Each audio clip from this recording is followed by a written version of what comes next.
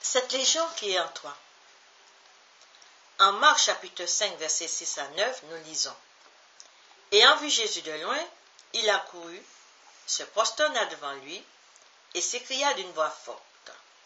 Qu'y a-t-il entre moi et toi, Jésus, Fils de Dieu, très haut? Je t'en conjure au nom de Dieu, ne me tourmente pas.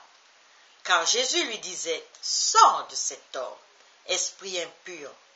Et il lui demanda, quel est ton nom? Légion est mon nom, lui répondit-il, car nous sommes plusieurs. Dans ce tableau, il y a un homme qui semble vouloir quelque chose. Jusqu'au verset 6, il est dit que, ayant vu Jésus de loin, il accourut, se prosterna devant lui. Cet homme est pris par la peur, puisqu'au verset 7, et s'écria d'une voix forte. Qu'y a-t-il entre moi et toi, Jésus, Fils du Dieu très haut? Je t'en conjure au nom de Dieu, ne me tourmente pas. C'est au verset 9 que tout va se dénouer. Car lorsque Jésus s'adresse au démon qui se trouve dans cet homme, celui-ci répond. Légion est mon nom, lui répondit-il, car nous sommes plusieurs. L'humanité cherche quelque chose, car elle se jette aveuglement dans toutes sortes de mouvements politiques et sectaires, sans être à même de pouvoir trouver son chemin. Mais qu'est-ce donc qu'une légion? Une légion est composée de 10 cohortes de 600 hommes, numérotés de 1 à 10. La première est la plus prestigieuse et la plus nombreuse. Cela représente environ 6000 légionnaires. La légion est commandée par un légat général d'armée, 6 tribuns et une cinquantaine de centurions. Une légion a pour objectif de semer la division dans les rangs de l'adversaire afin de l'anéantir. Alléluia! Il y a en chacun d'entre nous de bonnes prédispositions de base pour affronter la vie. Et cette fameuse légion s'installe au plus profond de nous afin de détruire notre équilibre. Premièrement, cette légion nous prend par surprise car elle lance son attaque au sein même de notre propre famille.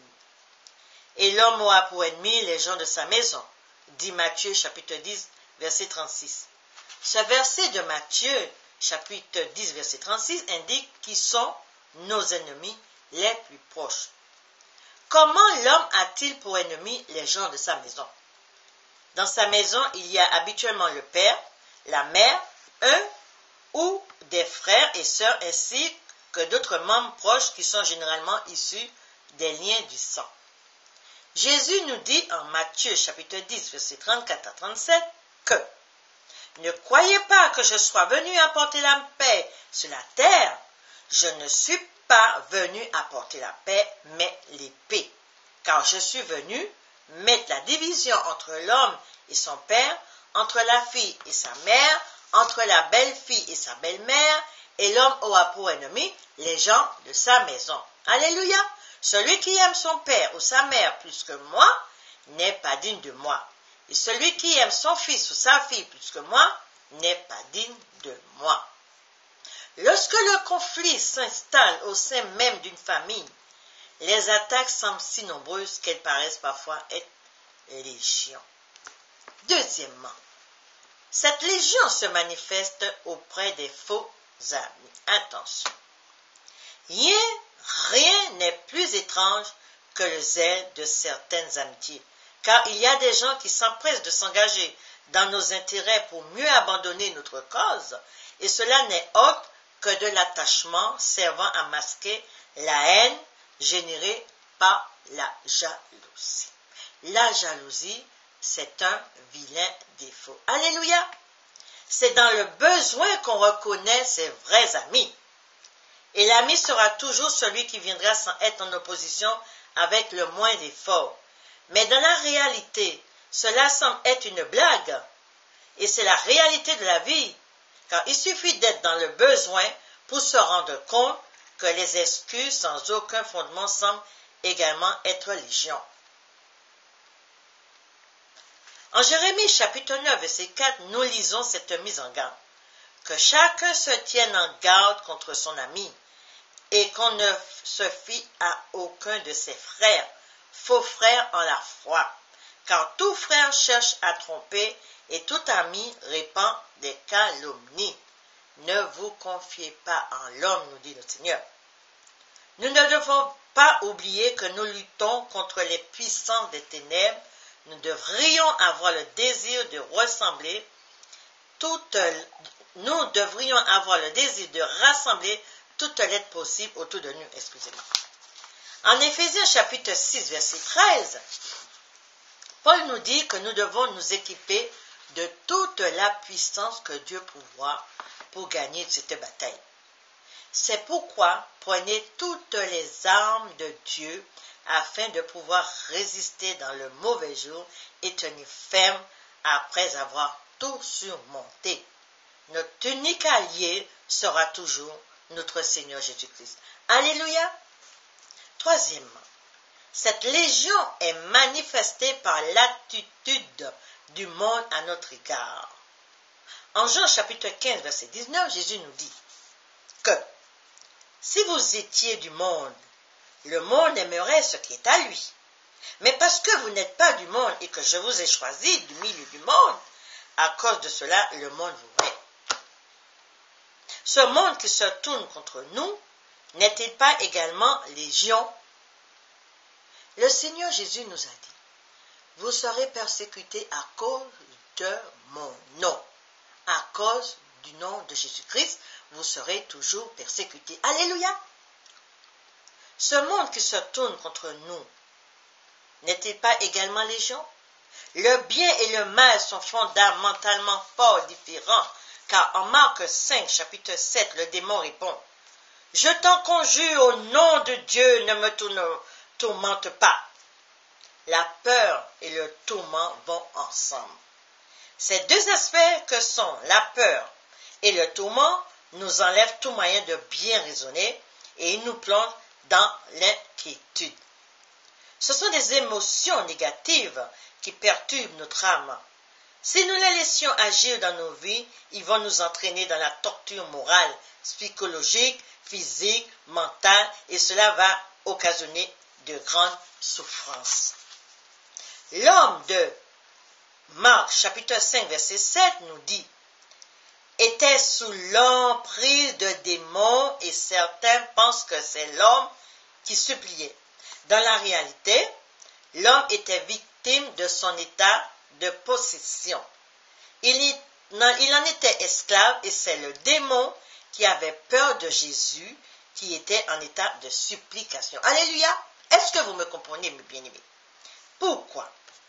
En Matthieu chapitre 12, verset 43-45, Jésus nous dit, « Lorsque l'esprit impur est sorti d'un homme, il va par des lieux arides, cherchant du repos, et il n'en trouve point.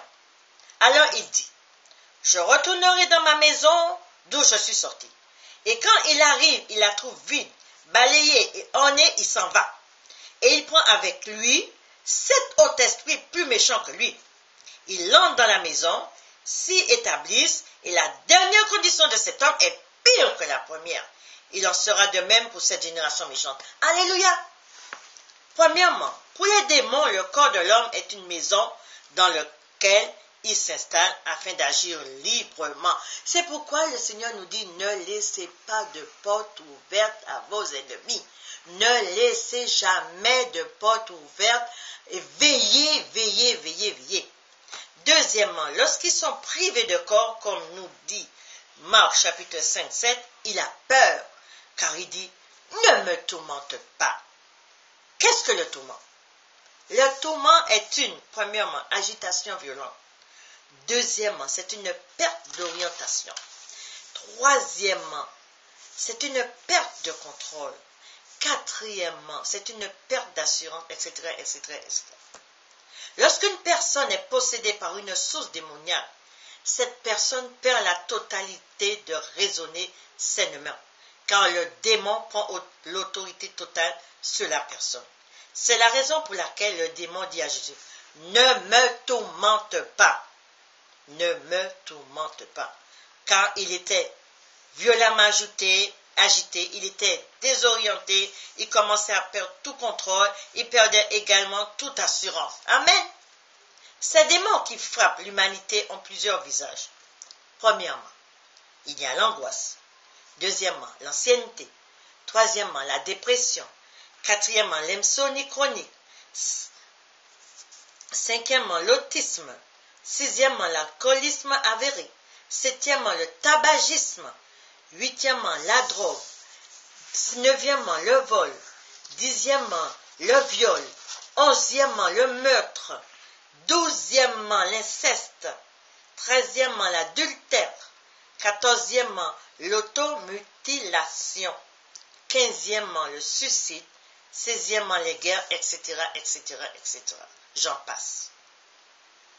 Dans la réalité, beaucoup de gens restent volontairement ignorants de l'existence que possèdent les puissances de l'enfer sous différentes formes et des problèmes qu'ils occasionnent.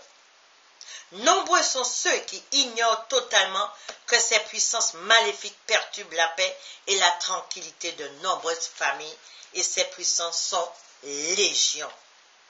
Pourtant, nombreuses sont les personnes qui semblent saines d'esprit et en bonne santé, mais qui sont possédées par de mauvais esprits et commencent à se comporter de manière grossière, voire incontrôlable, et elles sont invitées à des réunions d'évangélisation par leurs parents, par leurs voisins.